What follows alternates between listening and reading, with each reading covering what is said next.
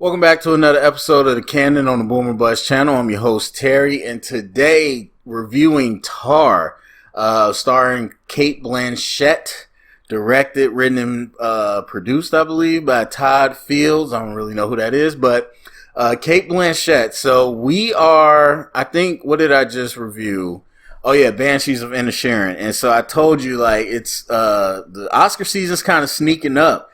I feel like it's a little earlier than usual, but I'm seeing some things in the theater around me, so I gotta go get it while I can. So, cause the one thing I don't love is getting to March and just trying to cram in movies. I don't love that. So I'm trying to see all these movies that I can. And I heard that Cate Blanchett is pretty much, she's the best actress. She won this year. So of course I had to go check it out. All right. So I will go non-spoiler in the beginning because I think, with these Oscar movies, it's a little different. I can't assume people are going to see it or will see it right now. So I guess I got to give more of a should you go see it type review. And then I'll get into some spoilers because I got a lot to say. The only reason I did this review is because I got a lot to say. All right. So I didn't know anything about this movie. Like I said, the channel I watched that covers the Oscars actually started up last month, and I was like, wow, they started early this year. So that's what kind of got me paying attention to the stuff that's in theaters.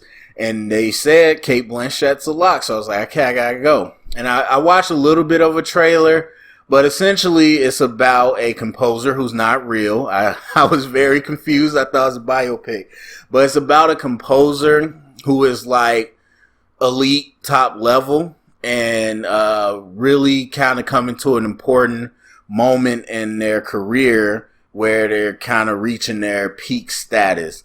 And as we get closer to this day, there's a lot of different things happening in her life that are kind of potentially threatening, what she has built all this up to be.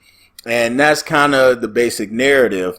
I think for me, the movie is so interesting because it's so long, in my opinion. That's one thing I'll say off the bat, and I know that's probably gonna scare everybody off because it's already like listed at 2 hours and 38 minutes, and it felt like 5 hours. It just felt like there's so much that they could have cut out. There's so much that they could have cut out that really, to me, didn't add a lot to the story. And I think honestly, there's so much space in this movie that a lot of the things that they set up visually for you to kind of understand the character and what's going on, it's too much time in between. And I think editing it would have made it hit a little more had those scenes been closer to each other. And so there's that. But at the same time, you have Cate Blanchett, who pretty much is in every scene. And like people say, she keeps you captivated. Now, to me, the acting job, quote unquote, is a high level of difficulty. There's a lot of things that she has to do as this character because obviously you're dealing with classical music, which is already tough, but she has to know all these languages. She has to know all these different music artists and composers and instruments. And Cate Blanchett overall, the character of Tar has to be like this captivating person that's super confident. And it feels a lot like Cate Blanchett, but obviously there's a lot to it that's not her. And so I think she does a good job of keeping you invested to this person's story and what's going to happen next. How will this play out? Because they give you a little bit of breadcrumbs about like 4 different things. And you're just waiting throughout the movie for the next clue of what's going to happen. And again, I just think this movie would have been a lot more powerful had it been cut down. But anyway, so you get, in my opinion, you get captivated by her performance. At least when she's on screen, you're waiting to see what's going to happen next. But after a while, to me, it kind of got old. It kind of got, not lazy, but it got old. And I was kind of tired of it. We do ramp up towards the end. And again, I think if you edit it down, I think the good moments would have all played back to back. But we ramp up towards the end, but I just don't feel like I got enough from the story to make me care or to make me even understand what the stakes were. Because this happens not with every Oscar movie, but every time it happens, it is an Oscar movie. Those are two different things. And that is these directors and writers toe on the line of being, smart and ambiguous with the story, and they cross the line to being lazy, bad writing. And it's always a movie or two a year that does this. And I feel like this movie falls in that category where it wants to be ambiguous about this character and her responsibility and her own struggles and all this and kind of what's happened in the past.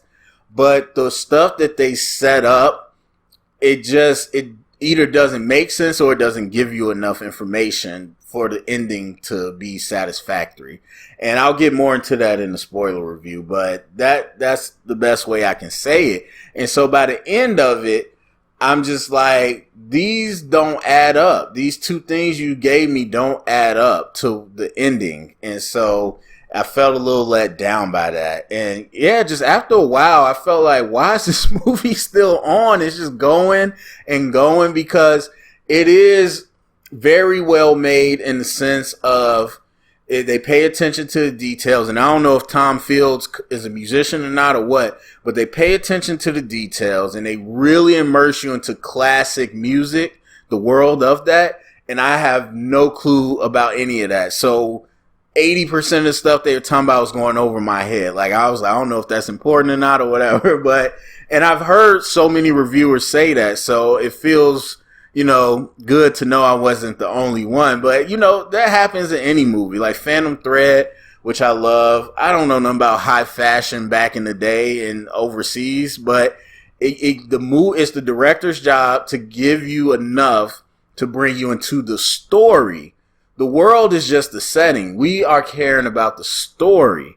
And so it's well made on a lot of different levels.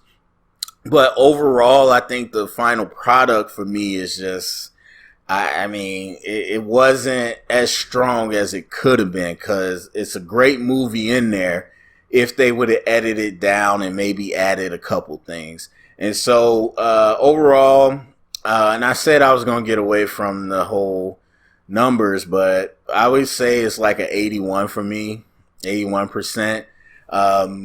Mainly because of the performances and the production and all that, and bring you into the world. But the writing really holds it back from being like a great movie. So that's my non-spoiler. So if you want to avoid spoilers, then you might want to leave now. All right, so spoiler talk. It's funny. So I came out of this movie feeling one way. And then I had to listen to some interviews. And it kind of confirmed what some people were speculating. And once I heard those interviews, it changed my mind to the negative. So I came into the movie knowing it's about this composer, maestro, whatever you call it. And I'm just like, okay, like what's the story here? And we get a lot of time of just the music and just the person. And then finally we start getting into the story. And I'm like, okay, so then we get to the end and I'm just like, wait a minute. What was not what were we trying to say, but what was the purpose? Like, how did we get here? And I'm just like, I took it when I left the theater of like, just kind of, I'm struggling to think of other movies, but there's so many other Oscar movies like this where we just kind of see the person's internal demons and not necessarily become their downfall, but we watch their struggle as things are kind of slipping around them, as they might mess up, as they kind of are trying to avoid the downfall, but ultimately are being pushed towards it. And I feel like we see movies like that. And at first I'm thinking that's what it kind of is. But then you obviously have this small commentary to me on cancel culture and being canceled. The thing I was thinking of most of the movie was Power. That's why I just kept thinking Power. But the way they present her, and if you look at her in total, she just doesn't seem to be like that type. She very much seems like the interview says in the very beginning, she seems uncomfortable with this idea that she's like this top figure. And so I came out of the movie like, I don't think this was a commentary on power or cancel culture, because what really we don't even know what happened. And then I listened to the interviews, and the director, Cate Blanchett, they confirm it. This was a commentary on power dynamics. This was a commentary on cancel culture, not Me Too necessarily, but kinda. And so once I heard that, I was like, okay, this movie does not work for me. Like, again, the performances and all that keeps it at a B minus, but it does not work for me on the writing tip, because I could tell you the exact point. We are sitting in the cab, and Francesca brings up the email. Tar tells her to delete it, whatever. So obviously we see Francesca is kind of worried about it, and Tar's trying to play it off. So in my mind, I'm like, there's only two options here. Either this is not a big deal, or at least Tar is not taking it as a big deal, or Tar is stupid. Because once we fast forward to the part where we find out she committed suicide, and now we know it's like a real criminal thing potentially, and Tar becomes fixated on deleting these emails. And I'm like, wait a minute. This world-class person who speaks all these languages, who's been all these places, has done all this stuff, does not realize deleting the email won't work? Like, we're very clearly after the pandemic, so this is current times. She doesn't know how technology works. She doesn't realize that deleting the emails means nothing, that they can go find the emails. Or better yet, the people you sent it to clearly have a copy of the email. Like, what are you just going to be like, well, I don't have an email. What are you talking about? So at this point, I'm like, wait a minute. Tar must be stupid, because either she's stupid or this didn't happen and she's just scared. I don't know. Either way, it just didn't make sense. So then this is what I'm talking about with trying to be ambiguous. We start fast forwarding. We start time jumping through, like, talking with the PR, talking with the lawyers, the deposition, her losing her symphony and all that. So we find out clearly she lost her symphony and she's quote unquote canceled. And it's done so fast, but we clearly know that's what happened. But yet she's still doing stuff, but we're like, wait a minute, what was the evidence? I mean, there's emails that she's reaching out and all that stuff. Okay, cool. Clearly they had some type of disagreement. But the accusations that they were levying against her, I'm just like, where's the proof?